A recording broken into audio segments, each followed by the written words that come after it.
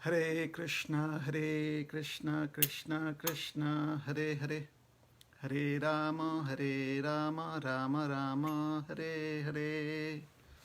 हरे कृष्ण।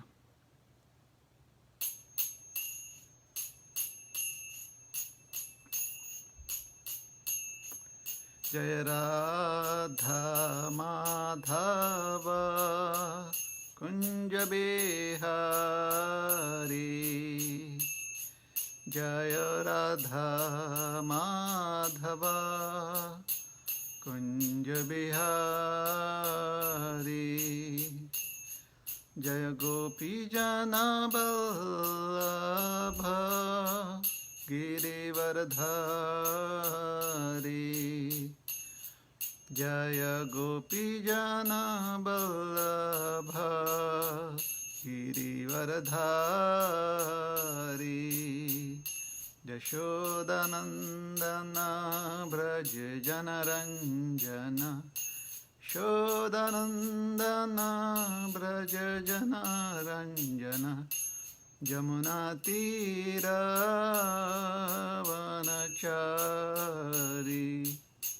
यमुना तीरावनचारी, जय राधा माधव कुंज बिहारी, जय राधा माधव कुंज बिहारी। हरे कृष्ण कृष्ण कृष्ण हरे हरे, हरे राम राम राम हरे हरे, हरे कृष्ण कृष्ण कृष्ण हरे हरे, हरे राम राम राम हरे हरे, हरे कृष्ण कृष्ण कृष्ण हरे हरे, हरे राम राम राम हरे हरे। जय प्रभुपदा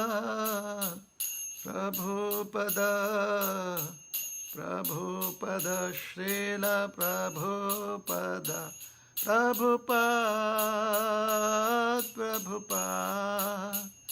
प्रभुपाद, जय जय प्रभुपाद। जय श्री हरिनाम संकीर्तन की जय, श्रील प्रभुपाद की जय, अनंत कोटि वैष्णव भक्त वृंद की जय। ग्रंथराज श्रीमद् भागवतम की जय, जय निताय गौर प्रेमानंदे, हरि हरि बोल।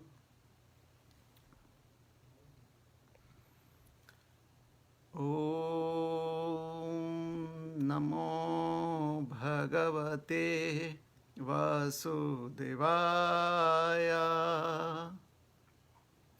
ओम नमो भगवते वासुदेवाय, ओम नमो भगवते वासुदेवाय।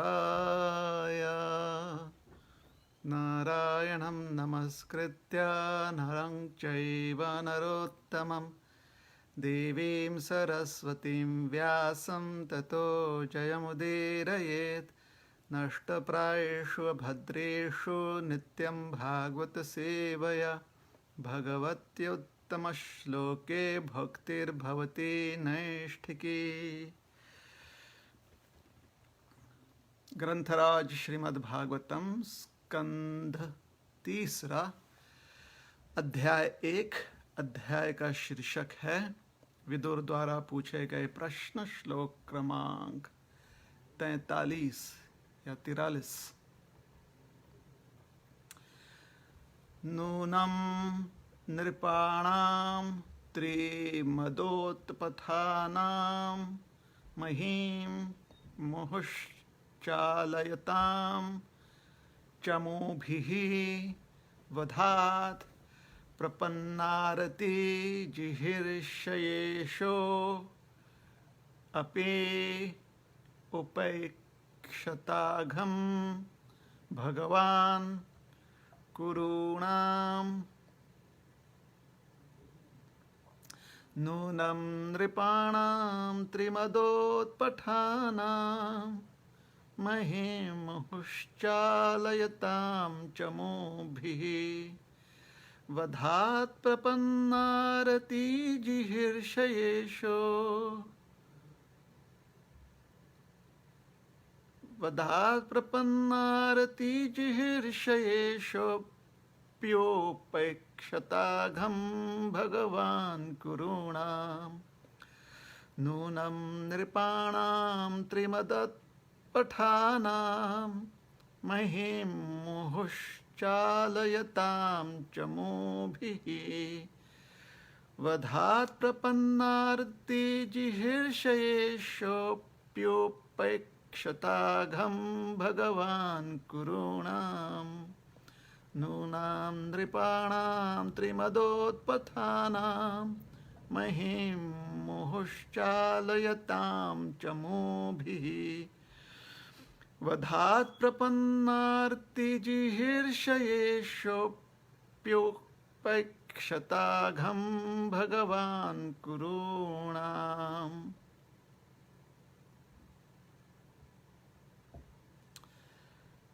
शब्दार्थ।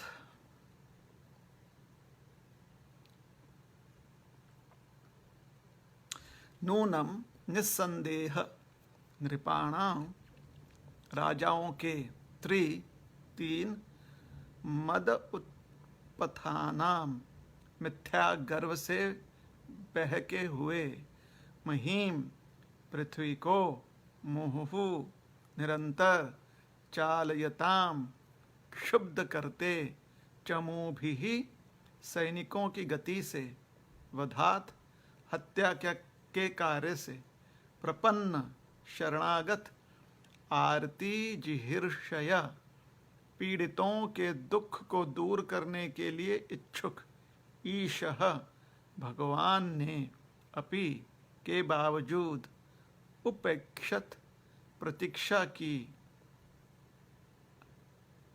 अघम अपराध भगवान कुरूणाम कुरुओं के।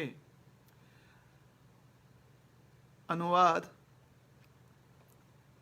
कृष्ण भगवान होते हुए भी तथा पीड़ितों के दुख को सदैव दूर करने की इच्छा रखते हुए भी वे कुरुओं का वध करने से अपने को बचाते रहे। यद्यपि वे देख रहे थे कि उन लोगों ने सभी प्रकार के पाप किए हैं और यह भी देख रहे थे कि अन्य राजा 3 प्रकार के मिथ्या गर्व के वश में होकर अपनी प्रबल सैन्य गतिविधियों से पृथ्वी को निरंतर क्षुब्ध कर रहे हैं। तात्पर्य श्री श्रीमद् अभय चरणारविंद भक्ति वेदांत स्वामी महाराज श्रील प्रभुपाद जी द्वारा जैसा कि भगवद गीता में घोषणा की गई है कि भगवान इस मर्त्य लोक में दुष्टों का वध करने तथा पीड़ित श्रद्धावानों की रक्षा करने के उद्देश्य को पूरा करने के लिए प्रकट होते हैं। इस उद्देश्य के बावजूद भगवान कृष्ण कौरवों द्वारा द्रौपदी के अपमान को तथा पांडवों के प्रति किए जा रहे अन्याय के साथ साथ अपने अपमान को सहते रहे। यह प्रश्न उठाया जा सकता है, उन्होंने अपनी उपस्थिति में ऐसे अन्यायों तथा अपमानों को क्यों सहा? उन्होंने कुरुओं को तुरंत दंड क्यों नहीं दिया? जब कौरवों द्वारा सबों की उपस्थिति में द्रौपदी को भरी सभा में नग्न देखने के प्रयास में उन्हें अपमानित किया गया तो भगवान ने उनके वस्त्र को असीमित रूप में बढ़ाकर उनकी रक्षा की, किंतु उन्होंने अपमान करने वाले पक्ष को तुरंत दंड नहीं दिया। इस चुप्पी का यह अर्थ नहीं होता है कि उन्होंने कुरुओं के अपराधों को क्षमा कर दिया था। पृथ्वी पर ऐसे अनेक राजा थे जो 3 प्रकार की संपत्तियों, धन, शिक्षा तथा अनुयायियों के कारण गर्वित हो उठे थे, और वे सैन्य बल की गतिविधियों से पृथ्वी को लगातार उद्विग्न बना रहे थे।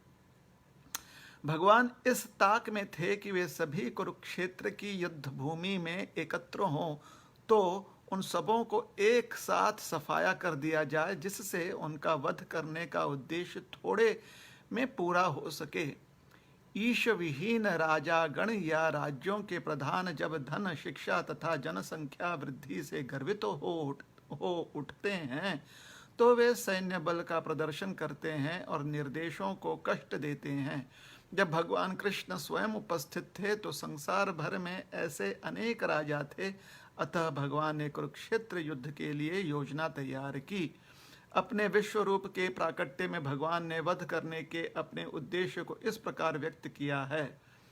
मैं अवांछित जनसंख्या को कम करने के लिए क्रूर काल रूप में इस पृथ्वी पर स्वेच्छा से अवतरित हुआ हूँ।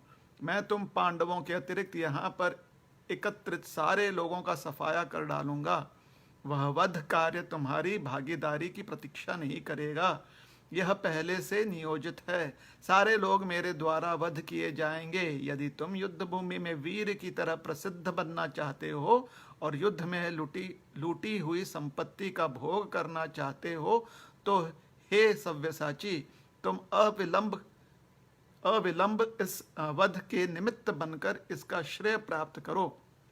द्रोण, भीष्म, जयद्रथ, कर्ण तथा अन्य महान योद्धा पहले ही मेरे द्वारा मारे जा चुके हैं।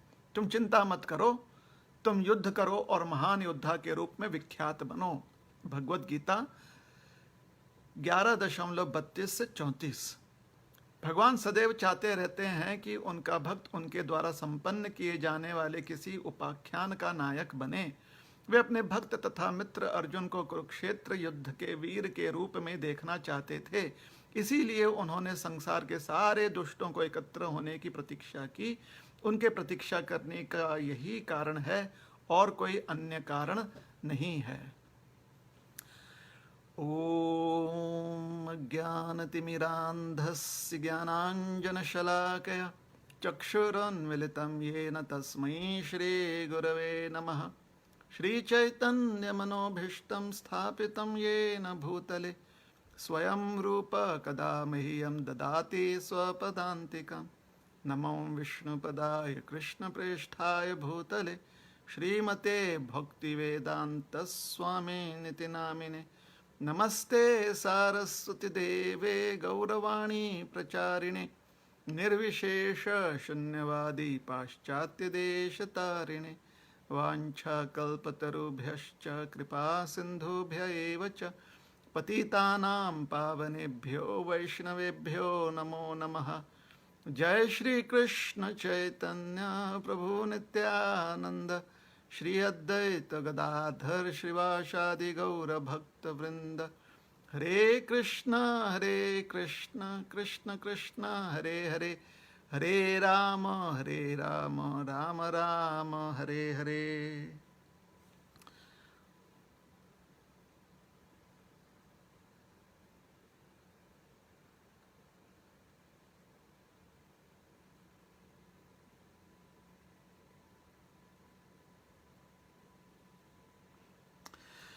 हरे कृष्ण।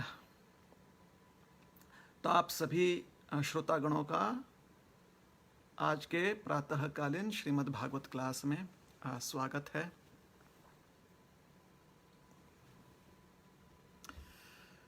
तो आज हम श्रीमद् भागवत के तीसरे स्कंद के पहले अध्याय से श्लोक क्रमांक 43 या 43 पर चर्चा कर रहे हैं। तो पिछले श्लोक में विदुर जी ने भगवान श्री कृष्ण का स्मरण किया है और अब भगवान श्री कृष्ण के प्रति जो उनकी भावना है वह उसे व्यक्त कर रहे हैं। या भगवान के प्रति अपनी श्रद्धा को व्यक्त करने से वह अपने आप को रोक नहीं पाए। और विशेष करके जो एक राजनीतिक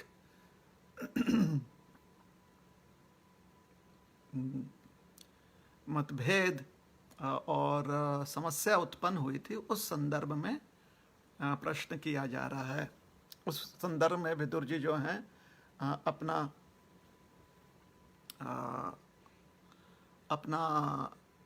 अपनी भावना व्यक्त कर रहे हैं कि किस प्रकार से भगवान कृष्ण जो हैं कार्य करते हैं।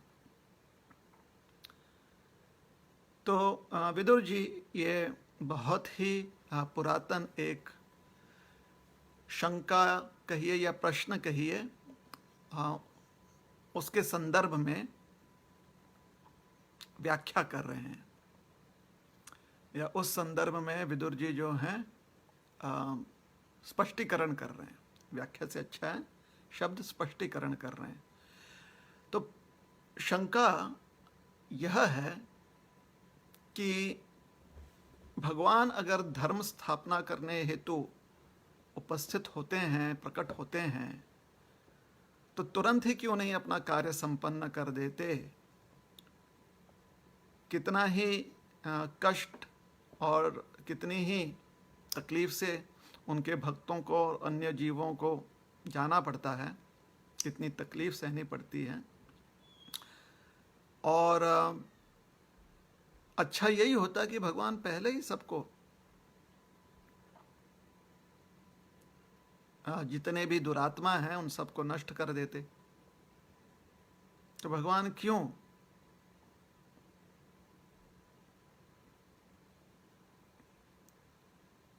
देरी करते हैं, रुक क्यों जाते हैं।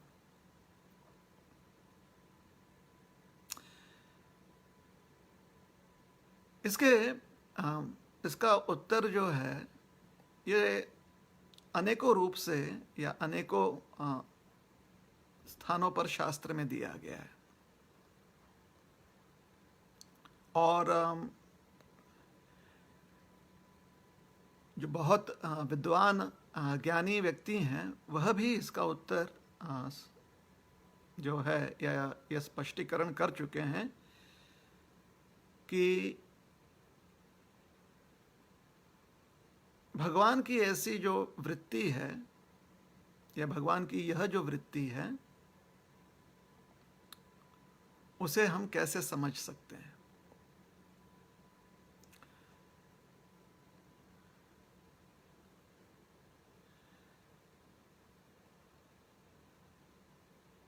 श्री चैतन्य चरितामृत में या श्री चैतन्य लीला में एक सुंदर प्रसंग आता है। भगवान श्री चैतन्य महाप्रभु नित्यानंद प्रभु और ठाकुर हरिदास जी को आदेश देते हैं कि आप घर घर जाइए और सभी से आप आग्रह कीजिए, प्रार्थना कीजिए कि वो भगवान का नाम ले, हरि नाम ले। तो नित्यानंद प्रभु और हरिदास ठाकुर जो हैं अपने इस प्रयास में दो बड़े ही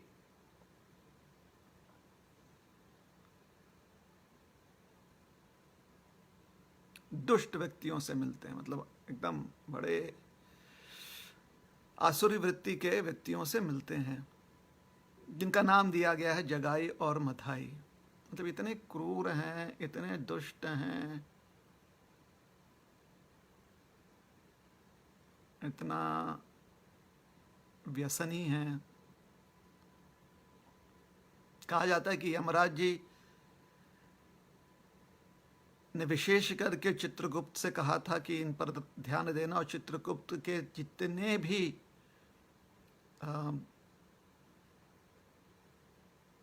सहयोगी थे जो प्रयास कर रहे थे कि जगाई और मधाई के पापों का लेखा जोखी जो है रखा जाए, उनके सारे जितने पाप कृत्य किए हुए हैं, जिस प्रकार से समाचार लाए जा रहे हैं, उनके पास प्रमाण लाए जा रहे हैं, तो सबको जुटाए रखने में वह इतने थक चुके थे कि सब हार मान चुके थे कि इतना पाप तो कोई नहीं कर सकता। ऐसे समझाया गया है कि जगाई मदाई जो हैं अत्यंत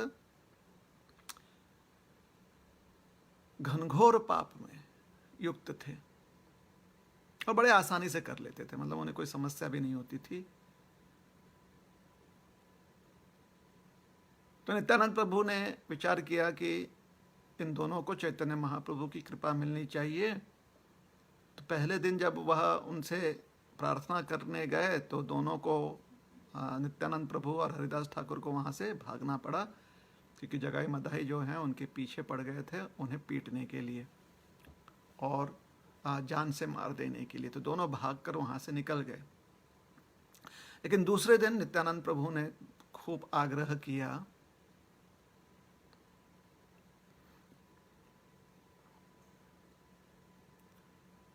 तो जगाई ने नित्यानंद प्रभु पर प्रहार कर दिया। नित्यानंद प्रभु के माथे पर एक मटकी फोड़ दी, जिसकी वजह से नित्यानंद प्रभु का माथा जो है वो फट गया और रक्त प्रवाह होने लगा। तो ठाकुर हरिदास दौड़कर चैतन्य महाप्रभु के पास पहुंचे। चैतन्य महाप्रभु ने जब सुना कि किस प्रकार से नित्यानंद प्रभु पर प्रहार किया गया है, वो बड़े ही क्रोधित हुए।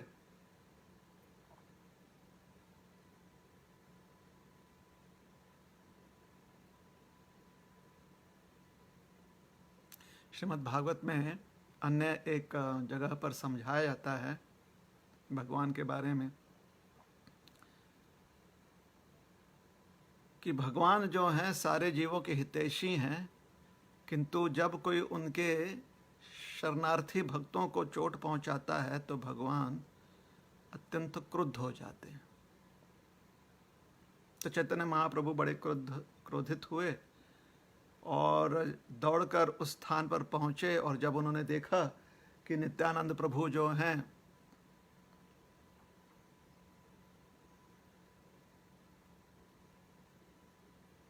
लहूलुहान हैं, तो चैतन्य महाप्रभु ने तुरंत अपने सुदर्शन चक्र का आवाहन किया, क्योंकि स्वयं साक्षात चैतन्य महाप्रभु कृष्ण हैं, और सुदर्शन चक्र जी वहाँ पर प्रकट हो गए। और अब चैतन्य महाप्रभु आदेश ही देने वाले थे, तब तक नित्यानंद प्रभु ने उनके चरण पकड़ लिए और कहा कि प्रभु आप इन्हें माफ कर दो। इस अवतार में आप पापियों को मारने नहीं आए हो, आप इस अवतार में जो उनके हृदय में पाप वृत्ति है उसे नष्ट करने आए हो। और अगर आप जगाई मदाई को दंडित करना चाहते हो तो इस संसार में आपको सभी लोगों को दंडित करना पड़ेगा, क्योंकि कहीं कम या ज़्यादा स्तर कुछ स्तर तक, कुछ हद तक, कहीं कम या ज़्यादा हद तक हर व्यक्ति इस जगत में जो है वो जगाई या मदाई ही है। तो जब हम ऐसा प्रश्न पूछते हैं ना कि भगवान जो है क्यों नहीं आकर दुष्टों को तुरंत नष्ट कर देते हैं, तो हमें विचार करना पड़ेगा कि शायद हर व्यक्ति जो है कुछ ना कुछ हद तक दुष्ट होता ही है। तो क्या भगवान आकर सभी को नष्ट कर दें? तो ये जो है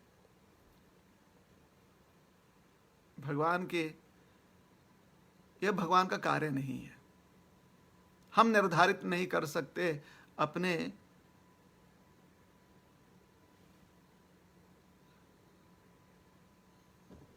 सीमित बुद्धि से, हम यह निर्धारित नहीं कर सकते कि भगवान का कार्य किस प्रकार से योग्य है या अयोग्य है।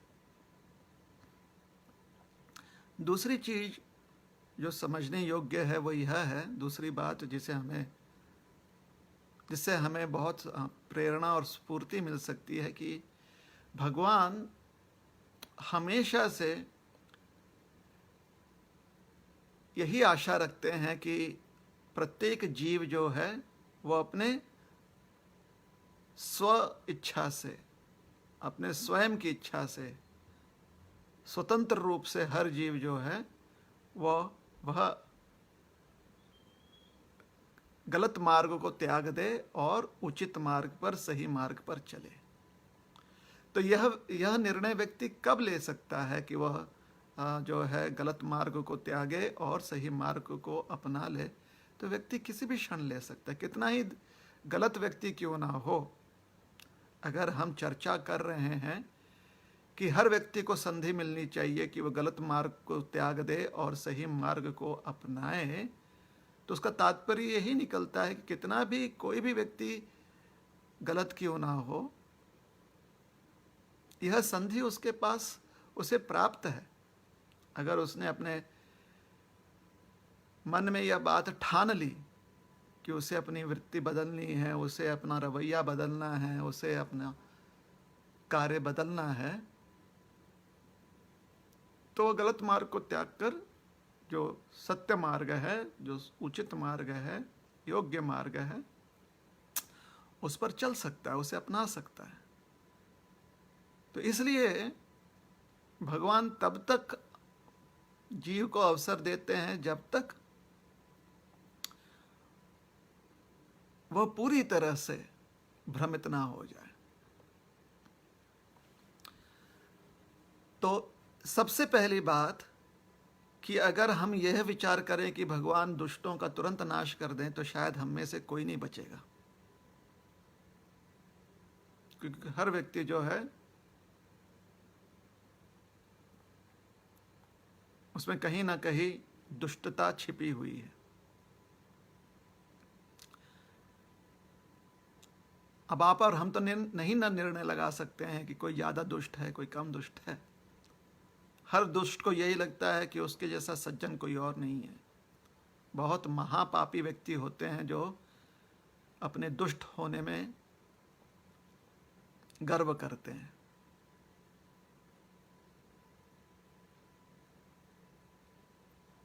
तो इसलिए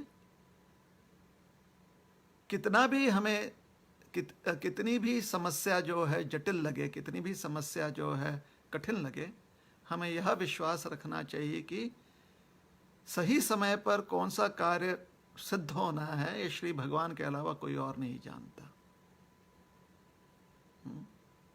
यत्र योगेश्वर कृष्ण, यत्र योगेश्वर, श्री भगवान है, क्योंकि वह योगेश्वर हैं। मतलब जितने भी सिद्ध कार्य हैं वो उन्हें संपन्न करने में सबसे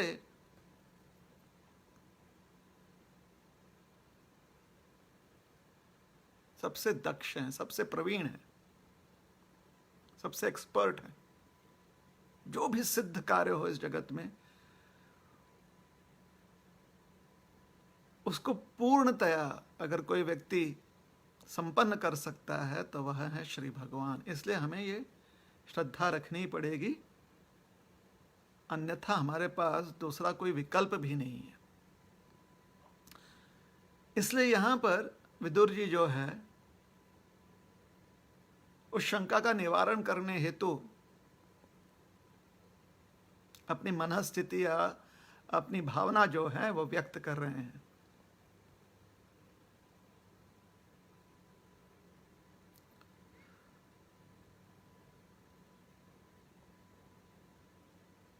कि हालांकि भगवान ने देखा कि बहुत सारे राजा जो हैं उन्मत्त हो चुके हैं, अपने ही अहंकार के कारण वह दुष्ट मार्ग पर चल चुके हैं, और इस प्रकार से ऐसे दुष्टों की सेना जो है बहुत विशाल हो चुकी है। फिर भी भगवान जो हैं उन्होंने कुरुओं का अभी तक अंत नहीं किया। हालांकि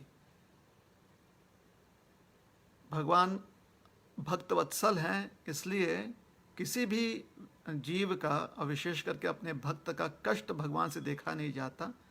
तो कष्ट निवारण भगवान जो हैं निश्चित रूप से करते हैं। किंतु इस अवस्था में हम देखते हैं कि भगवान ने कुरुओं का वध तुरंत नहीं किया। और तात्पर्य में श्रील प्रभुपाद जी समझाते हैं कि उसके पीछे यह कारण था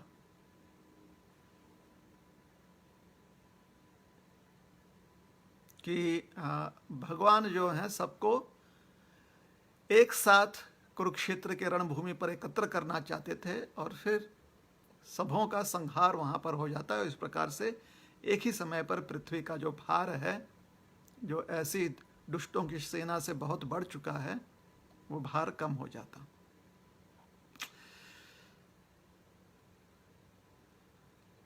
बहुत प्रख्यात एक दोहा है हमारे भारतीय जो समाज है उसमें प्रख्यात दोहा है कि दुख में सिमरण सब करे, सुख में करे न कोई। जब बहुत दुख आता है या कभी हम कोई प्रसंग देखते हैं या उसके बारे में सुनते हैं, किसी प्रसंग के बारे में हम श्रवण करते हैं कि ओह कितना ही कष्ट हो रहा था उस समय समाज में लोगों को, और श्री भगवान अभी प्रकट नहीं हुए हैं, तो उस समय हमारे मन में यह शंका उत्पन्न हो जाती है कि भगवान कब तक परीक्षा लेंगे। बात तो सही है। मन में एक भय आ जाता है, एक डर लग जाता है कि भगवान की परीक्षा जो है इतनी कठिन क्यों होती है। और पुराणों में, इतिहासों में जब हम पढ़ते हैं कि परीक्षा कितनी कठिन परीक्षाओं का सामना करना पड़ा है पूर्व काल में लोगों को, तो हमारे मन में भी एक चिंता आ जाती है कि हाय कहीं हमें भी ऐसी कठिन परीक्षा तो ना देनी पड़ जाए। तो वास्तव में व्यक्ति घबरा इसलिए जाता है क्योंकि वो दुखी नहीं होना चाहता है और दुख में ही वो भगवान के बारे में चिंतन करता है। यही हमारी एक जो है समस्या हो सकती है कि दुख में सिमरण सब करे।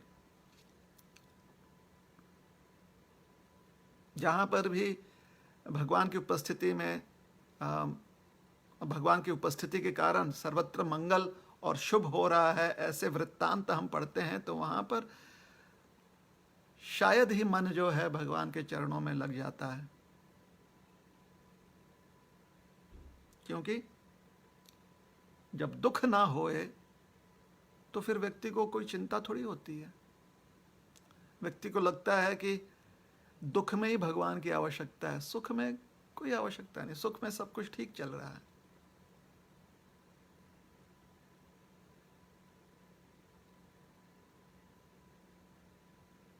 तो ये जो हमारा भ्रम है, इस भ्रम के कारण हम जो गलत वकालत करने लगते हैं कि भगवान को इस समय काम करना चाहिए और उन्होंने अपना काम जो है ठीक से किया नहीं। कितना पांडवों को तकलीफ हो गई, उस समय सुदर्शन चक्र भेजकर सबको नष्ट कर देते।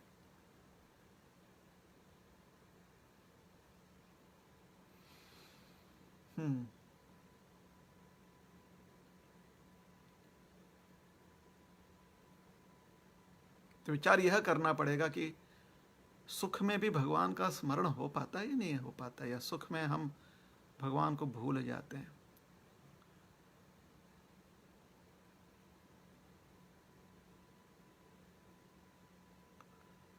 तो दुख में सिमरण सब करे, सुख में करे ना कोई। सुख में सिमरण जब करे, काहे का दुख होए।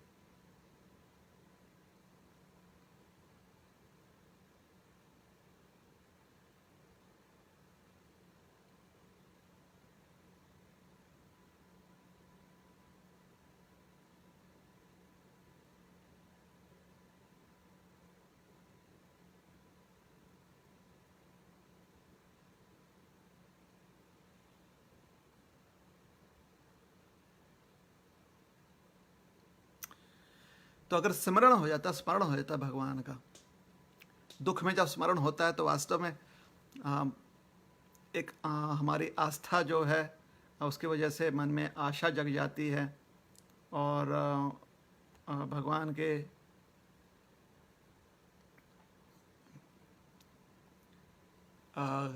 भगवत कृपा प्राप्त हो, इस प्रकार से व्यक्ति जो है हताश ना होते हुए व्यक्ति थोड़ा सा सुरक्षित अनुभव करता है। तो वही अगर सुख में भी करे तो दुख नहीं आएगा, क्योंकि अगर सुख में भी स्मरण करे, दुख में भी स्मरण करे, तो फिर दुख कहाँ है? दुख तो है ही नहीं ना, दुख का कोई अस्तित्व ही नहीं है। तो बहुत ही योग्य बात कही गई है कि व्यक्ति को हर समय भगवान का स्मरण करना चाहिए, सिर्फ गिन चुन कर नहीं करनी चाहिए भगवान का करना। अगर हम भेद करते हैं कि इस समय हमें भगवान का स्मरण करना चाहिए और अन्य समय नहीं करना चाहिए, तो फिर यही भेद जो है हमारे लिए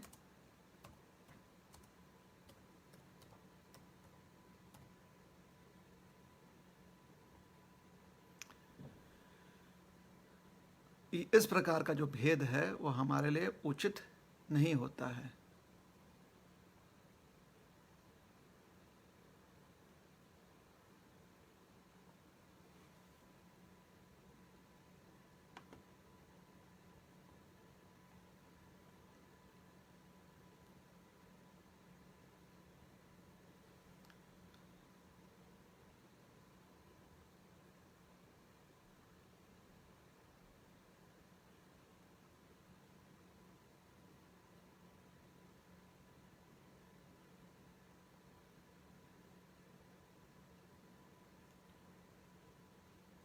अब आपको एक ब्राह्मण की कथा सुनाना चाहते हैं। यह जो ब्राह्मण है वो भगवान कृष्ण से मिलने द्वारका गए थे। द्वारका में जो उन्हें अनुभव प्राप्त हुआ,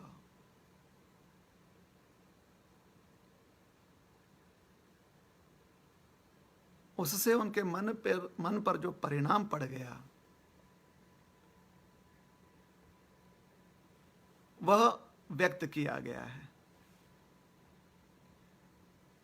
कहते हैं ब्राह्मण जो हैं अपने मन में विचार कर रहे हैं, भगवान से मिल चुके हैं, भगवान का दर्शन हो चुका है, द्वारका में एक रात्रि रह भी चुके हैं, दूसरे दिन प्रस्थान कर रहे हैं द्वारका से। तो मार्ग में यह विचार कर रहे हैं, अहो ब्रह्मण्य देवस्य दृष्टा ब्रह्मण्यता मया यद्दरिद्रतमो लक्ष्मीं आश्लिष्टो बिभ्रतरोसि।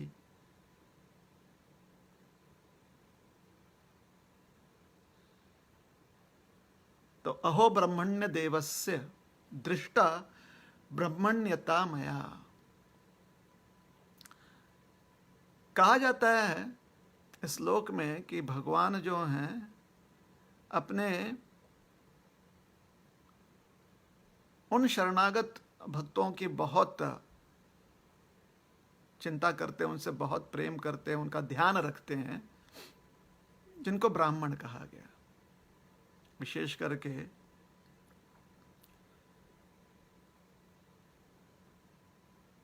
जो बहुत ही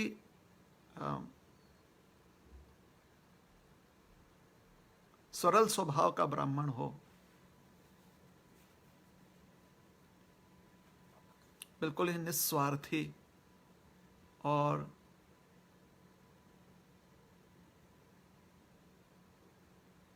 लोभ से मुक्त,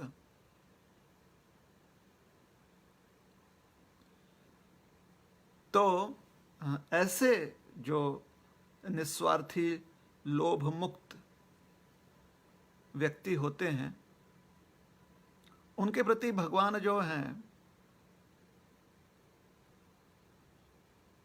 बहुत अपना ध्यान देते हैं। अहो ब्रह्मण्यस्य देवस्य, ब्रह्मण्य देवस्य,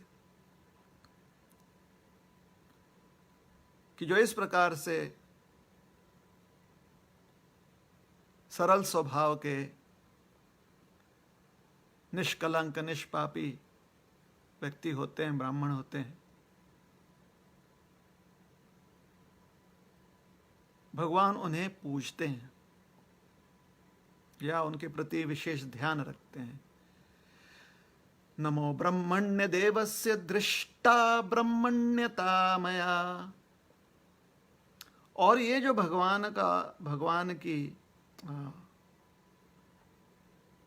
सेवा वृत्ति है ऐसे ब्राह्मणों के प्रति, वो स्वयं इस ब्राह्मण ने देखा था। क्योंकि जब वह भगवान से मिलने गए थे तो भगवान ने बड़े आदर सम्मान से उन्हें सारी सुख सुविधा और सेवा प्रदान की थी भगवान ने। और इतनी सेवा की थी भगवान ने कि स्वयं भगवान जो हैं सेवा में मग्न हो गए और अपने भक्त के, उन ब्राह्मण की सुख को भगवान ने अपना ही सुख मान लिया। तो दृष्टा ब्रह्मण्यता मया, स्वयं हमने देखा यह। यदरिद्रतमो लक्ष्मीम आश्लिष्टो बिभ्रतो रसी, बिभ्रत और रसी, बिभ्रत या बिभ्रता,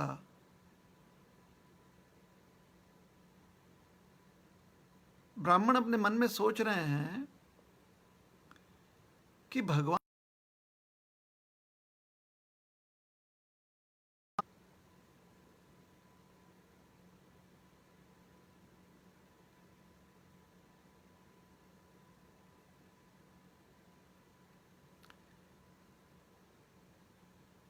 भगवान के वक्षस्थल पर एक स्वर्ण केस के रूप में साक्षात लक्ष्मी जी जो हैं निवास करती हैं। इसलिए भगवान के वक्षस्थल को या भगवान को श्रीनिवास भी कहा जाता है, लक्ष्मी जी का जहां पर वास हो। तो लक्ष्मी जी श्रीवत्स के रूप में भगवान के वक्षस्थल पर वास करती हैं। और ये ब्राह्मण कौन है? गरीब है, मतलब इतने निर्लोभी हैं, मतलब लोभ का लेश मात्र लोभ उनके मन में नहीं है। इसलिए किसी भी धन संपत्ति की अभिलाषा नहीं थी उनके मन में। तो देखा जाए तो लक्ष्मी जी की कृपा एक प्रकार से नहीं है। लक्ष्मी जी की कृपा जो है भौतिक स्तर पर साधारणतः इस रूप में लोग देखते हैं, इस रूप में चाहते हैं कि लक्ष्मी जी बहुत सारा धन उन्हें प्रदान करें। धन की देवी मानी जाती है।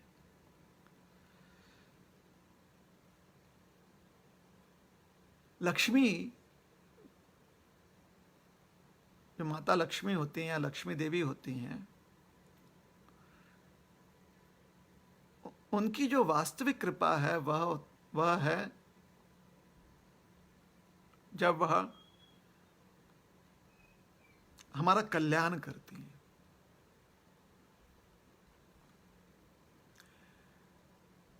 जब लक्ष्मी का वर प्राप्त होता है तो उससे व्यक्ति का मंगल होता है। सामान्यतः व्यक्ति सोचता है कि धन प्राप्ति होती है। तो यहां पर ये ब्राह्मण जो हैं उसी लोक वृत्ति का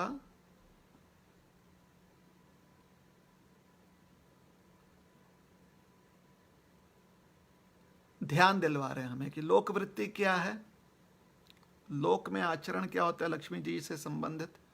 कि धन, लक्ष्मी जी का अगर धन किसी के पास है, धन संपन्न है व्यक्ति, तो कहा जाता है कि लक्ष्मी जी की कृपा है।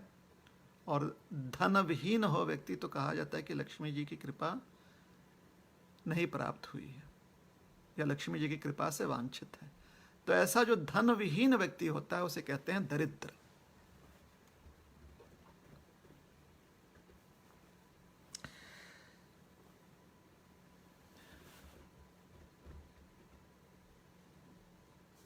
दरिद्रता। तो ये ब्राह्मण अपने आप को उस श्रेणी में मानते हैं। यद दरिद्रतमो, मतलब जब दरिद्रता की हद हो जाती है, सीमा पार हो जाती है, तो व्यक्ति अत्यंत गरीब होता है, अत्यंत धन विहीन होता है। और ये ब्राह्मण जो हैं वास्तव में उनकी स्थिति ऐसी थी, धन के मामले में बिल्कुल गरीब थे बेचारे, तो अपने आप को दरिद्र तमो मान रहे हैं, किंतु मन में उनके जो विचार है, जब द्वारका से लौट रहे हैं तो मन में सोच रहे हैं कि वास्तव में संसार में जब कहा जाता है कि भगवान ब्राह्मणों की बहुत सेवा करते हैं, ब्राह्मणों के प्रति उनका विशेष लगाव है, अक्सर उन ब्राह्मणों के प्रति जो पूरी तरह से उनकी कृपा पर निर्भर हैं और स्वयं अपने स्व इच्छा से दरिद्रता को स्वीकार चुके हैं, ऐसे स्व इच्छा से दरिद्र जो रहते हैं ब्राह्मण, उनके प्रति भगवान जो हैं बहुत आकृष्ट होते हैं। और यही आज देखने को मिला कि श्री भगवान ने बहुत ही प्रेम से हमारा स्वागत किया, क्योंकि यह उन्हीं का, यह उनकी महिमा है, भगवान की महिमा है। और क्या किया उन्होंने कि जो दरिद्र ब्राह्मण है, जो पूरी तरह से धन विहीन है, लक्ष्मी जी की जिन पर दृष्टि नहीं पड़ी है, भगवान ने क्या किया, उस ब्राह्मण को अपने वक्षस्थल से लगाकर उसका आलिंगन किया।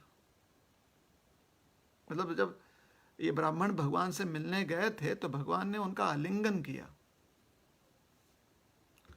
और कस कर जो है भगवान ने उन्हें अपनी छाती से पकड़कर उनका आलिंगन किया, छाती से लगाकर आलिंगन किया अपने वक्षस्थल।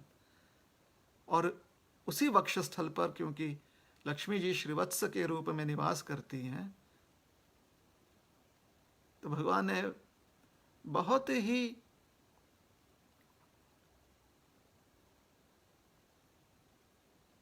सूक्ष्मता से, बड़े ही सूक्ष्म रीति से भगवान ने उन्हें लक्ष्मी जी की कृपा प्रदान करवा दी, जब उन्हें अपने वक्षस्थल से भगवान ने लगा लिया, अपने छाती से भगवान ने उन्हें लगा दिया। तो ब्राह्मण ऐसे विचार कर रहे हैं, तो यहाँ पर जो है एक सामान्य दृष्टिकोण है और एक विशेष दृष्टिकोण है। सामान्य दृष्टिकोण क्या? सामान्य दृष्टिकोण है कि भगवान भेदभाव नहीं करते हैं, स्वयं लक्ष्मी जी को अपने वक्षस्थल पर धारण करते हैं, अर्थात लक्ष्मीपति हैं, लक्ष्मीकांत हैं भगवान, श्रीपति हैं भगवान। लेकिन किसी गरीब व्यक्ति को गले से लगाने में भगवान घबराते नहीं, बड़े प्रेम से भगवान उसे गले लगाते हैं। यह सामान्य दृष्टिकोण हो गया। और जो विशेष दृष्टिकोण है वह यह है कि हालांकि वह ब्राह्मण दरिद्र थे, लेकिन अपने वक्षस्थल से भगवान ने जब उन्हें लगा लिया तो लक्ष्मी जी की कृपा उन गरीब ब्राह्मण को प्राप्त हो गई। उसके बाद ब्राह्मण कहते हैं, मन में ही विचार कर रहे हैं, क्वाहम दरिद्र पापियान क्व कृष्ण श्रीनिकेतनः ब्रह्म बंधुर इति स्माहम बाहुभ्याम परिरंभितः। कहते हैं कि मैं कौन हूं? दरिद्र हूं, पापी हूं। पापी कैसे हो गए? निष्पापी हैं, ऐसा ही वर्णन है इन ब्राह्मण का कि निष्पापी हैं। मतलब ना तो कर्म से ना ही मन से मैंने कभी कोई पाप किया हो, ना तो किया और ना ही विचार, तो निष्कलंक है, निष्पापी है। तो स्वयं को पापी क्यों कह रहे हैं? ब्राह्मण है, विद्या धन प्राप्त है उन्हें, विद्याधारी हैं,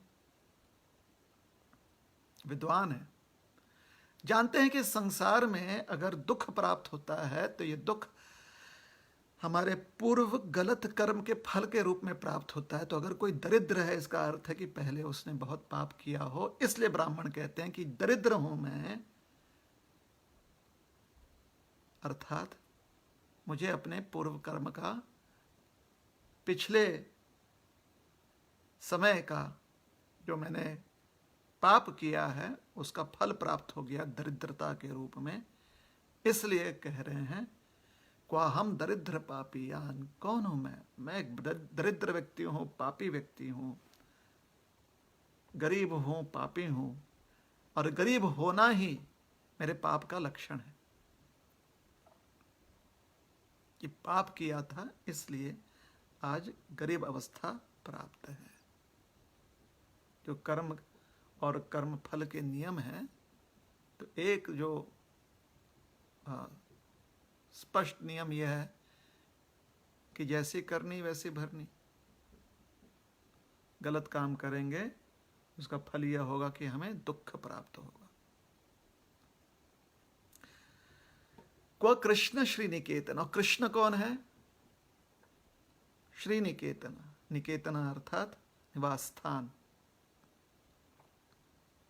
जिनके यहां पर श्री अर्थात लक्ष्मी जी रहती हैं, वास करती हैं। तो कृष्ण कौन है? अति शुद्धात्मा। क्यों? अगर विचार किया जाए तो अगर कोई बहुत ही, जिसके यहाँ साक्षात लक्ष्मी जी वास करती हैं, धन रूप में नहीं, स्वरूपा लक्ष्मी जी, मतलब अपने स्वरूप में लक्ष्मी जी वास करती हैं, जिनकी अर्धांगिनी लक्ष्मी जी हैं। क्व कृष्ण श्री निकेतन।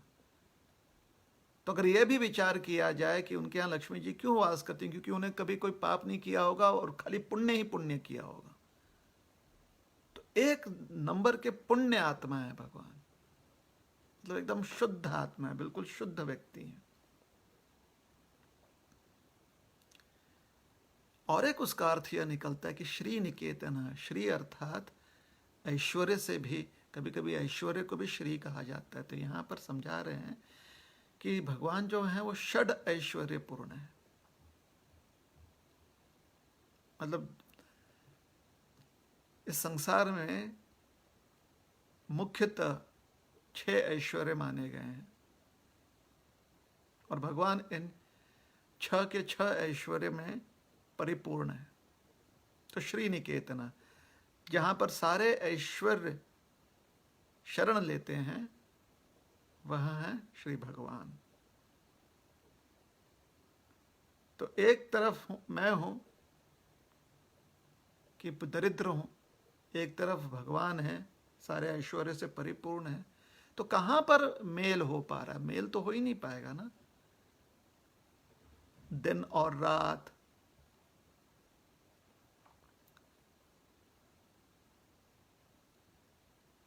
सफेद और काला, इसका मिलन थोड़ा असंभव लगता है। उसी प्रकार से जो पूरे ऐश्वर्यपूर्ण व्यक्ति है, ऐश्वर्यशाली व्यक्ति है, और एक पूरी तरह से ऐश्वर्यहीन व्यक्ति है, दोनों के बीच में कोई संबंध रहना अत्यंत कठिन होता है। किंतु संबंध की बात तो दूर, यहां पर तो संबंध से कितना ज्यादा, कितनी ही अधिक घनिष्ठता है। कैसे? बाहुभ्याम परिरंभितः, मतलब अपने बाहुओं में, भुजाओं में भगवान ने हमें समेट लिया, हमें आलिंगन किया। तो यह जो बिल्कुल ही विपरीत अवस्थाओं का जो मिलन है, यहां पर देखने को मिलता है। दूसरी बात कि एक तरफ व्यक्ति है जो पापी है, ऐसा ये ब्राह्मण सोच रहे हैं, और दूसरी तरफ एक व्यक्ति है जो परिपूर्ण है, जो पूरी तरह से शुद्ध है। तो एक तरफ है अत्यंत निर्मल शुद्ध व्यक्ति, दूसरी तरफ है पापी व्यक्ति। जब भगवान ने उन ब्राह्मण का आलिंगन किया तो ऐसा प्रतीत हुआ जैसे कि शुद्धता ने सब कुछ अपने आप में समा लिया हो। शुद्धता जो है, निर्मलता जो है, कभी भेदभाव नहीं करती। भगवान कभी भेदभाव नहीं करते हैं। तो इस प्रकार से भगवान ने उन्हें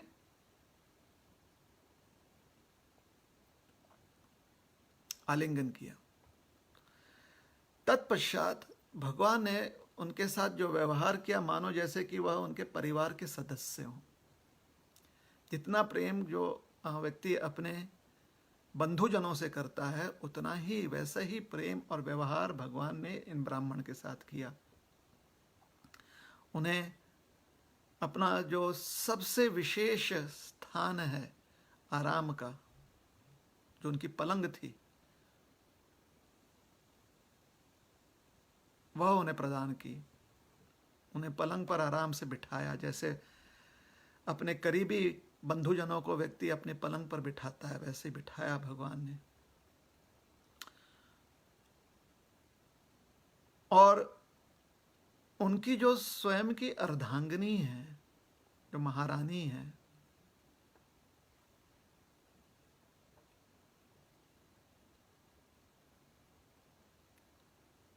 वो स्वयं अपने हाथों में चामर लेकर उन्हें उनकी सेवा कर रही थी। तो इतना सम्मान, इतना प्रेम भगवान ने उन ब्राह्मण को दिया। तो ब्राह्मण ये सब विचार कर रहे हैं मन में।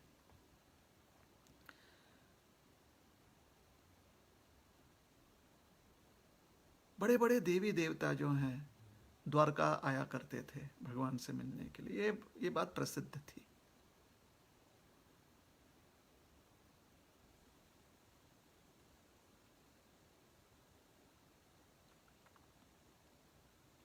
बड़े बड़े राजा महाराजा ऋषि मुनि द्वारका आया करते थे भगवान का दर्शन करने के लिए। और इस प्रकार से सारे ऋषि मुनियों के स्वामी, सारे ऋषि मुनियों के हृदय के स्वामी और सारे देवताओं के स्वामी जो हैं, जिनको सारा जगत पूजता है, वह स्वयं अपने हाथों से उन्होंने मेरे चरण धोए और मेरी आरती की, और अन्य सेवा, चरण सेवा जो है उन्होंने प्रदान की।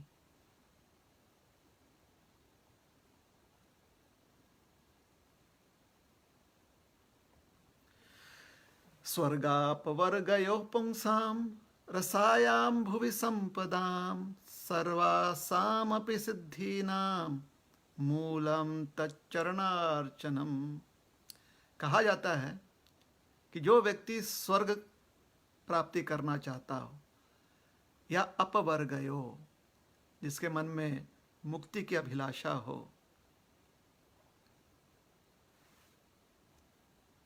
इन व्यक्तियों के लिए, और अन्यथा जो रसातल मतलब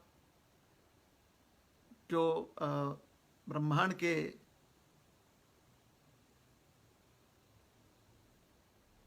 गुप्त लोक हैं या ब्रह्मांड के जो निचले लोक हैं, जहां पर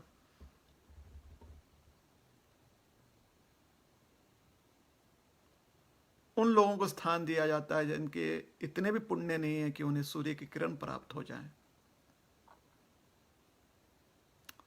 उन लोगों के निवासी भी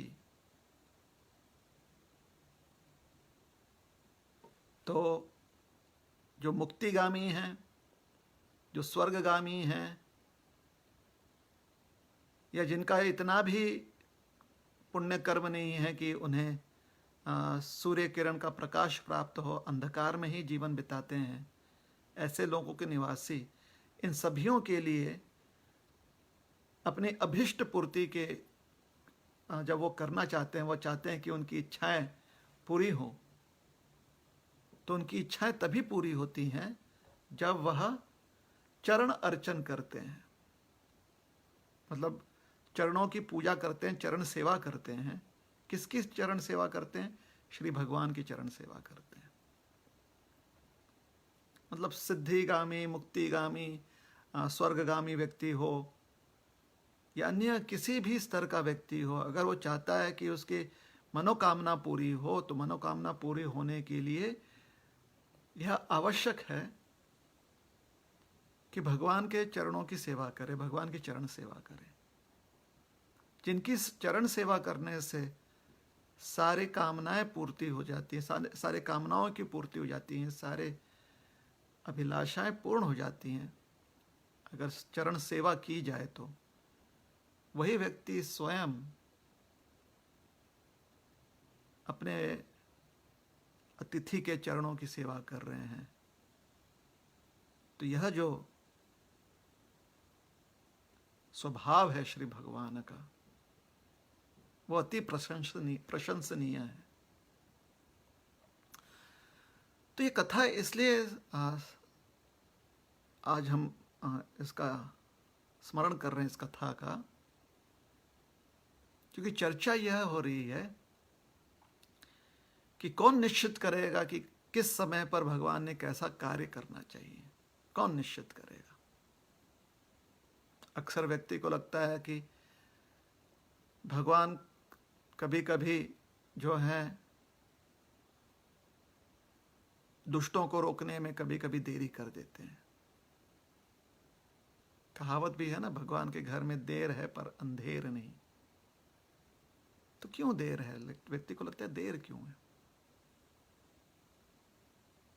मतलब पहले ही अगर कोई गलती कर दे तो उसको तुरंत खत्म कर दो, तो फिर हर कोई अपने आप सुधर जाएगा। ऐसे हमारा मन इस प्रकार से विचार करता है। तो कैसे निर्णय लगाए कि भगवान जब दुष्टों को रोकने के लिए भगवान अपना कार्य सिद्ध करते हैं उस समय, तो वह कैसे निर्णय लगाए कि वही समय उचित था? ऐसे विश्वास कैसे किया जाए? तो ये जो है, इस संदर्भ में ये कहानी जो है, इस कथा का हम स्मरण कर रहे हैं, इस कथा के बारे में हम श्रवण कर रहे हैं, इन ब्राह्मण का जो द्वारका गए थे। तो द्वारका गए, भगवान ने उनका आलिंगन किया, भगवान ने उनकी चरण सेवा की। भगवान कौन है? जिनके चरणों की सेवा हर कोई करता है। क्यों? क्योंकि अगर उनकी चरणों की सेवा की गई तो अपनी अभिष्ट पूर्ति हो जाती है। जो भी आपके मन में आपकी मनोकामनाएं हैं, उसकी पूर्ति होती है।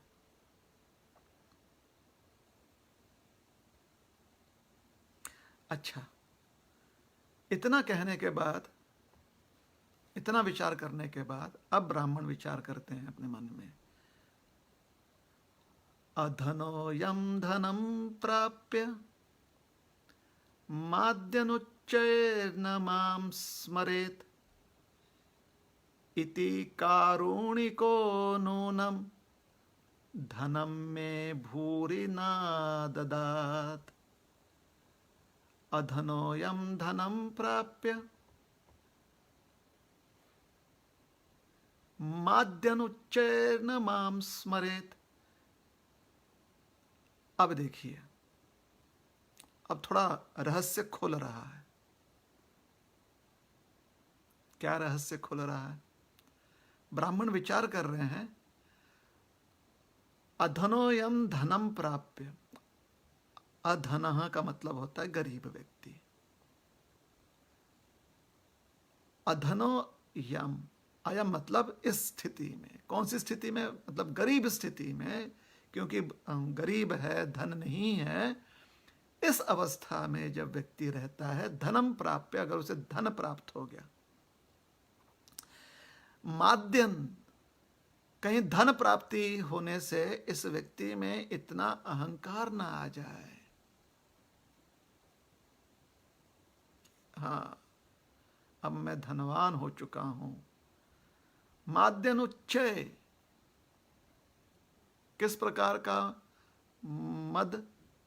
उच्च है वर्ग का मद, मतलब अत्यंत उन्मत्त हो जाए व्यक्ति धन प्राप्ति से। न माम स्मरेत, कि कहीं ऐसा ना हो कि उस उन्माद में वह मुझे भूल जाए, मेरा विस्मरण हो जाए उसे। रहस्य खुल रहा है यहां पर।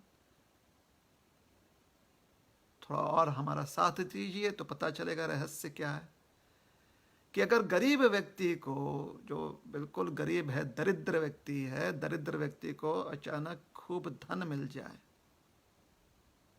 ब्राह्मण विचार कर रहे हैं कि गरीब व्यक्ति को अगर खूब धन मिल जाए तो कहीं उस धन प्राप्ति से वो इतना पागल न हो जाए कि उस पागलपन में वह भगवान को भूल जाए पूरी तरह से। ऐसा पागलपन जो है, अक्सर हम लोग अपने जीवन में ऐसा पागलपन देखते हैं ना, जिस पागलपन की वजह से भगवान का विस्मरण हो जाता है। विस्मरण का अर्थ होता है कि अब उतनी श्रद्धा आस्था के साथ भगवान के चरणों का आश्रय व्यक्ति नहीं ले पाता, या कभी कभी लेता ही नहीं, भूल जाता पूरी तरह से चरण आश्रय।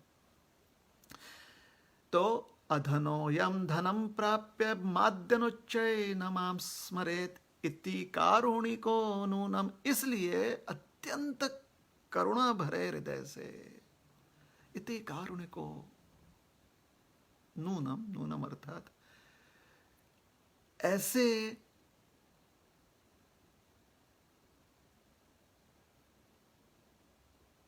दरिद्र व्यक्ति के लिए, मतलब सिर्फ धन से ही दरिद्र नहीं है बल्कि शक्ति से भी दरिद्र है, मतलब उसकी क्षमता ही नहीं है कि वह इस प्रकार के मद से बच सके, उन्मत्त होने से वो बच सके। तो क्योंकि व्यक्ति इस प्रकार से उन्मत्त होना ही है, पागलपन आना ही है व्यक्ति को, तो स्वयं अपने ही करुणा के कारण, अपने ही दया के कारण, है ना, भगवान दीन दयाल है। दीन दयाल प्रभु दीन दयाल, दीन दयाल प्रभु दीन दयाल, हे गोविंद हे गोपाल केशव माधव दीन दयाल, है ना, ऐसे भजन है। दीन दयाल प्रभु दीन दयाल, दीन दयाल प्रभु दीन दयाल। देखिए भजन में बाकी भी शब्द है ना, गोविंद है, गोपाल है, केशव है, माधव है, लेकिन किसी प्रकार से इस भजन में दीन दयाल पर जोर दिया गया है। ये भी कह सकते थे, हे केशव हे माधव हे गोविंद हे गोपाल। ये भी तो भगवान के ही सुंदर नाम हैं। दीन दयाल पर जोर दिया गया है, स्पष्ट है कारण क्यों। बाकी तो गुण जो हैं वो भगवान का ऐश्वर्य सिद्ध कर रहे हैं, किंतु दीन दयाल जो नाम है जिसके द्वारा भगवान को संबोधित किया जाता है, वहां पर भगवान की जो हम पर करुणा है, जिसकी हमें आवश्यकता है, वह स्पष्ट हो रही है। दीन दयाल प्रभु दीन दयाल, दीन दयाल प्रभु दीन दयाल। तो इति कारुणिको नूनम, भगवान दीन दयाल है। दीन दयाल, दया, जो दीन व्यक्ति है, दीनहीन व्यक्ति है, एकदम दरिद्र व्यक्ति है, उसके प्रति क्योंकि भगवान की बहुत करुणा होती है,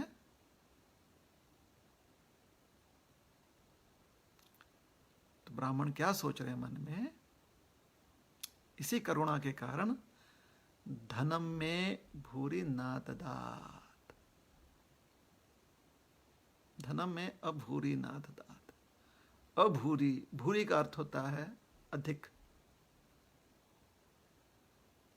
अभूरी का अर्थ होता है कम। तो धनम में इसलिए भगवान ने मुझे कोई धन नहीं दिया। रहस्य खुल गया। यहां पर ब्राह्मण जो हैं द्वारका से लौट रहे हैं, लेकिन भगवान ने उन्हें कोई धन नहीं दिया था, शायद दक्षिणा नहीं दी या जो भी है, कोई भेंट नहीं दी। तो संकोच नहीं है मन में, ऐसा नहीं कि विचार कर रहे हैं अरे राजा हैं, इतना धन है, कुछ नहीं दिया, ऐसा विचार नहीं कर रहे हैं। सोच यह रहे हैं कि धनम में भूरी ना ददात, अधनोयम धनम प्राप्य माद्यनुच्चय न माम स्मरेत इति कारुणिको नूनम धनम में भूरी ना ददात। नहीं दिया, ना ददात, न आददात।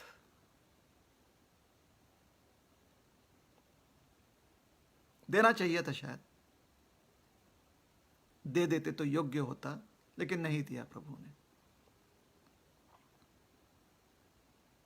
इसलिए बाकी सब कुछ प्राप्त हो गया, मतलब इतना सुंदर से भगवान ने व्यवहार किया, इतना प्रेम दिया, किंतु द्वारका से जब हम प्रस्थान कर चुके थे तो प्रस्थान करते हुए भगवान ने कोई धन नहीं दिया। तो ब्राह्मण जो हैं मन में यह बात आ रही है कि भगवान ने धन नहीं दिया, किंतु उसकी वजह से उन्हें दुख नहीं है।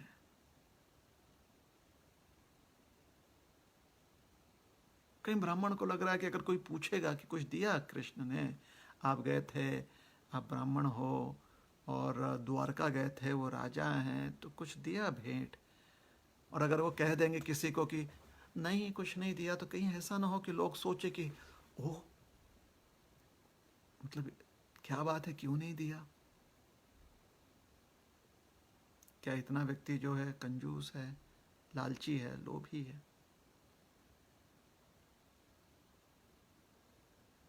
तो ब्राह्मण के मन में, ये ब्राह्मण जो हैं उनके मन में भगवान के लिए किसी प्रकार की, किसी भी प्रकार से उनके मन में भगवान के लिए कोई दोषी वृत्ति नहीं है, भगवान को दोषी ठहराने की वृत्ति नहीं है। भगवान निर्दोष है। तो क्या कारण देंगे अगर किसी ने पूछा कि क्यों फिर धन क्यों नहीं दिया उन्होंने, तो कहेंगे कि नहीं, उन्हें पता था कि अगर हमें धन प्राप्त हो जाता तो हम पागलपन में बह जाते, तो इसलिए उन्होंने हमें धन नहीं दिया। यह तो उनकी दया है। तो ये ब्राह्मण जो हैं ये प्रख्यात है जगत में सुदामा के नाम से, सुदामा ब्राह्मण। बहुत ही जानी मानी कथा है, हम सब जानते हैं, कथा प्रचलित है, तो आदि मध्य अंत सब कोई जानता है। अरे इसके ऊपर तो कितने सारे कहानियां और बन चुकी हैं, कितने नाटक जो हैं इसके ऊपर हो चुके हैं, कितना ही इस पर चर्चा हो चुकी है ना, कि सुदामा का चूड़ा, सुदामाची पोहे महाराष्ट्र में हम कहते हैं।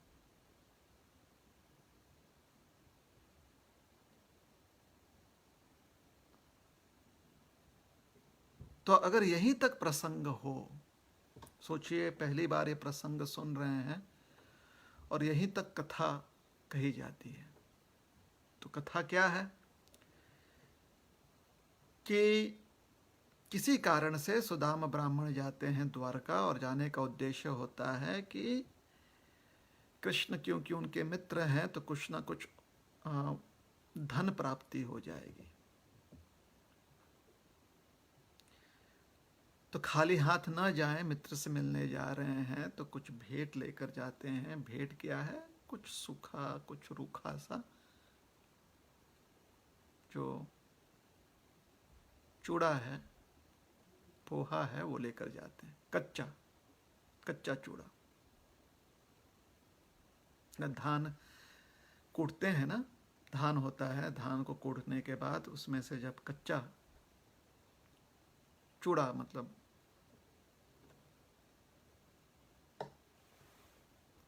तो बहुत साधारण सी वस्तु है,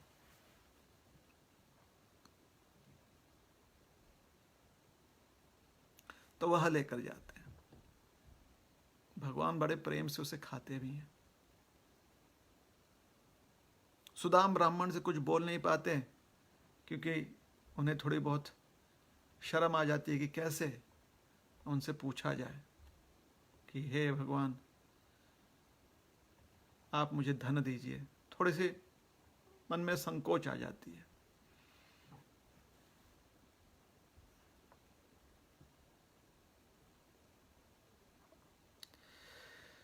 न तो याचितवान स्वयं, भागवत में ही कहा गया है, न तो याचितवान स्वयं, खुद वो मांग नहीं पाए, थोड़ा सा संकोच था मन में। भूल भी गए थे, जब तक याद आया तब मन में संकोच आ गई, तो थोड़े संकुचित हो गए, थोड़ा मन का संकोच था, नहीं मांग पाए भगवान से। भगवान ने भी उन्हें वैसे ही भेज दिया।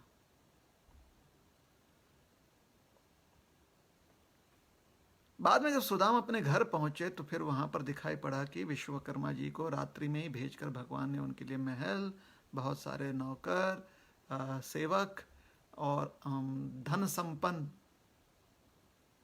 कर दिया था उनके परिवार को। जब उनकी धर्मपत्नी जो है बच्चों के साथ उनसे मिलने आई तो सुदाम उन्हें पहचान नहीं पाए कि भाई, कहते हैं ना कि कपड़ों से व्यक्ति का स्वरूप कभी कभी बदल जाता है, तो ऐसा प्रतीत हुआ कि ये कौन है, नहीं पहचान पाए सुदाम। मतलब सुदाम जी की दृष्टि जो है इतनी इतनी जो जिसे कहते हैं ना कि मासूम दृष्टि थी उनकी, इतनी मासूमियत थी उनकी दृष्टि में, नहीं पहचान पाए। तो उनकी पत्नी को प्रमाण देना पड़ा कि भाई हम आप ही की पत्नी हैं, और ये देखिए आपके मित्र ने यह सब भेंट दिया हुआ है।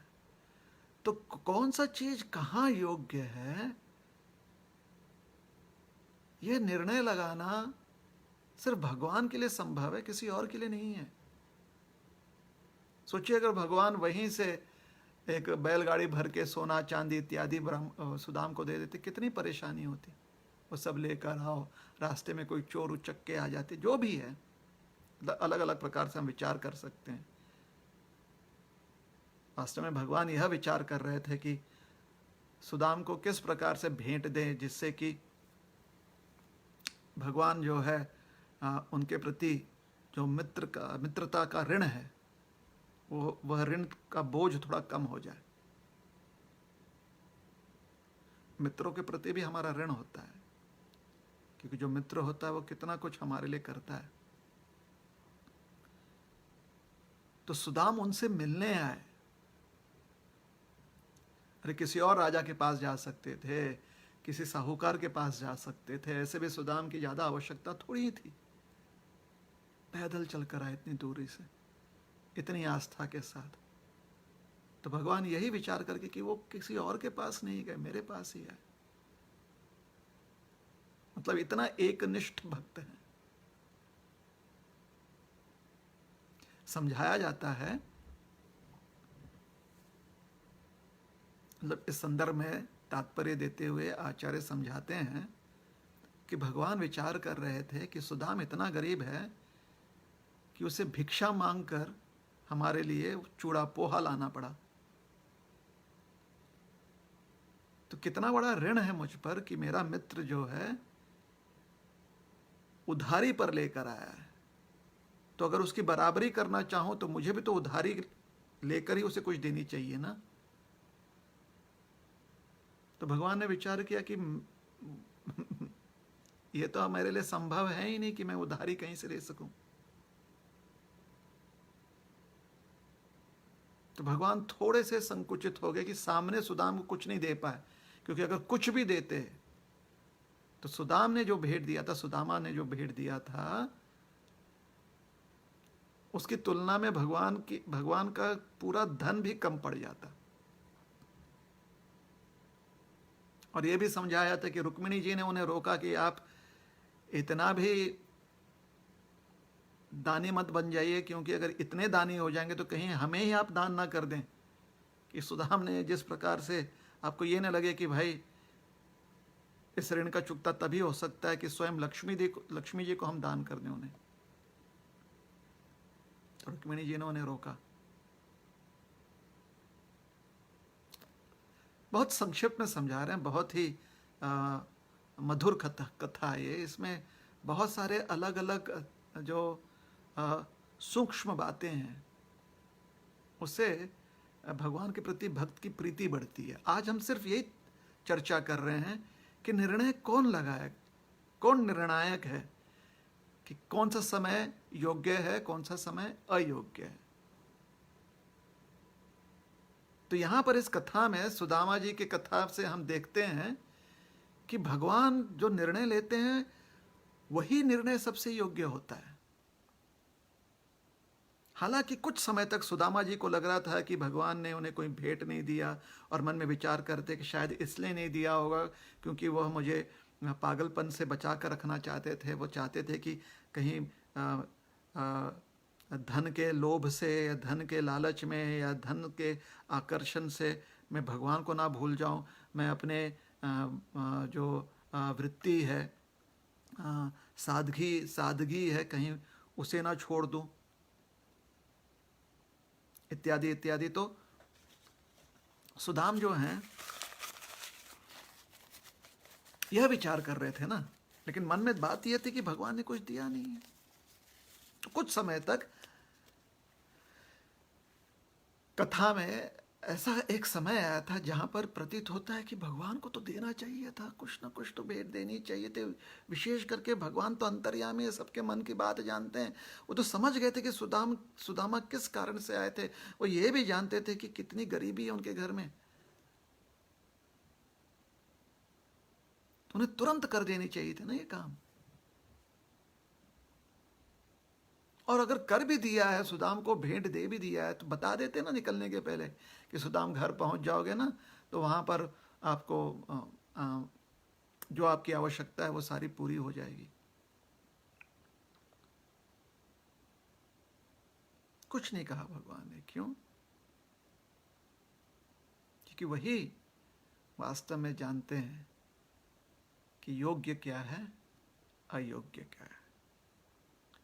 और यही बात अगर आस्तिक लोग समझ जाएं, जो जिनके मन में भगवान के प्रति आस्था है, और जिनके मन में न भी हो, अगर ये बात उन्हें समझ में आ जाए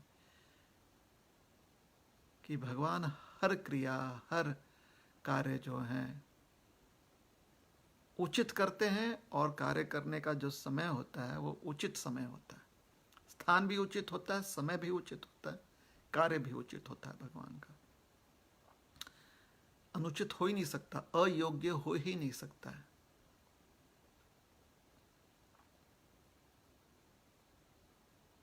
तो उससे भगवान के प्रति जो हमारे स्वाभाविक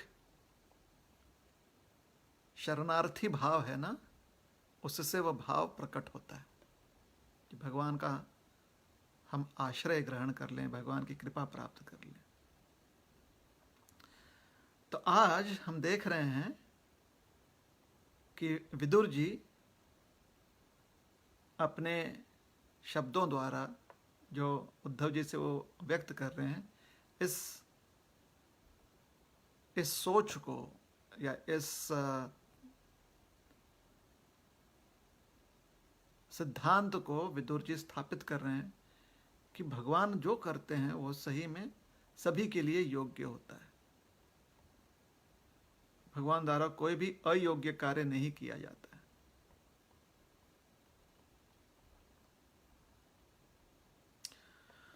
इसलिए कुरुक्षेत्र के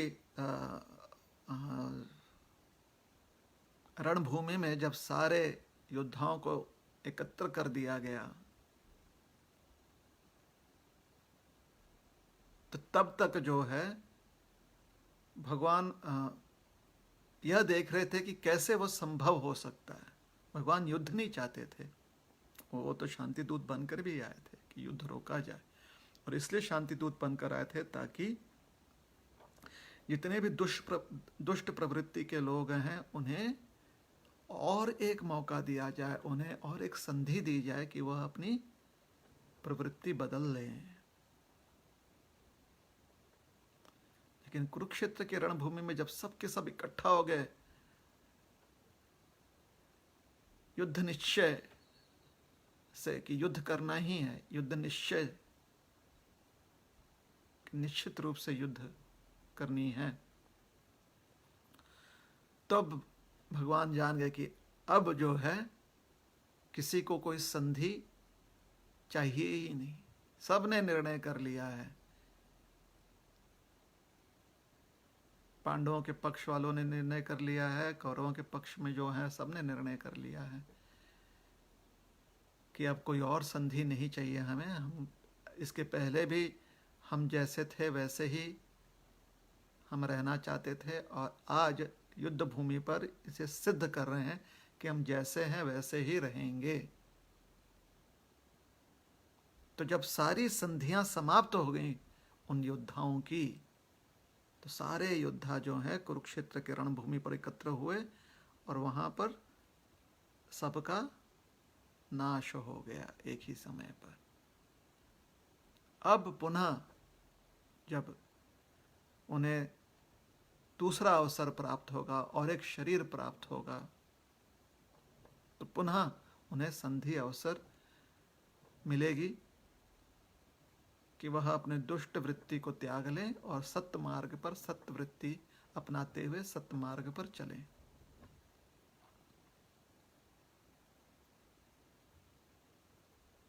तो इस प्रकार से हर कार्य जो है भगवान सिद्ध करते हैं, हर कार्य जो है भगवान योग्य समय पर करते हैं, और योग्य कारणों से ही वो, योग्य हेतु से ही वो कार्य सिद्ध होते हैं भगवान के।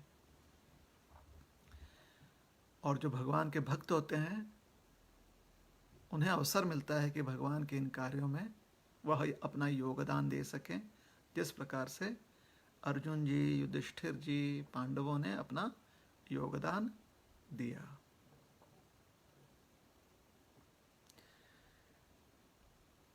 तो यहाँ पर हम रुकेंगे। अगर किसी के मन में कोई प्रश्न है, किसी के मन में किसी प्रकार की शंका है, तो कृपया करके आप कमेंट सेक्शन में लिखकर हमें भेज दें। यथाशक्ति उत्तर देने का प्रयास करेंगे।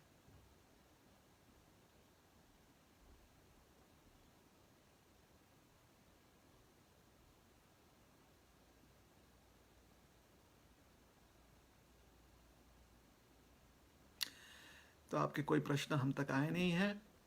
3 बार हरे कृष्ण महामंत्र का जाप करेंगे, उच्चारण करेंगे। तब तक कोई प्रश्न हो तो आप लिखें कमेंट सेक्शन में, अन्यथा आज यहीं पर क्लास समाप्त करते हैं।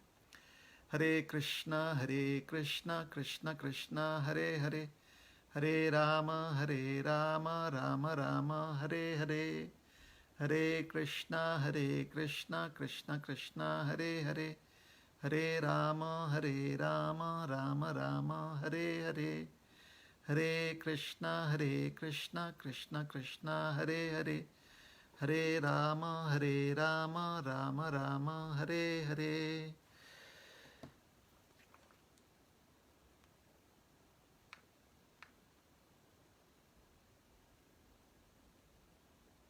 कोई प्रश्न नहीं है। बहुत बहुत धन्यवाद। ग्रंथराज श्रीमद् भगवत गीता की जय। श्रील प्रभुपाद, क्षमा कीजिएगा, ग्रंथराज श्रीमद् भागवतम की जय। श्रील प्रभुपाद की जय। आप जैसे देख सकते हैं, आपके स्क्रीन के एक कोने में देखिए, हमारे खिड़की से बाहर सूर्यास्त का जो है रंग दिख रहा है, थोड़ा सा गहरा रंग हो गया आसमान का। तो कभी कभी हम जो है थोड़ा सा भ्रमित हो जाते हैं, हमें लग रहा है कि शाम का समय है, अक्सर शाम में ही गीता क्लास होता है ना, लेकिन आपके लिए तो प्रातः काल है, सवेरे का समय है। आपसे आज शाम में फिर से मिलेंगे हमारे रविवार सत्संग कार्यक्रम में 7:30 बजे। जरूर आप हमारे साथ जुड़िए और सत्संग कार्यक्रम का आनंद लीजिए।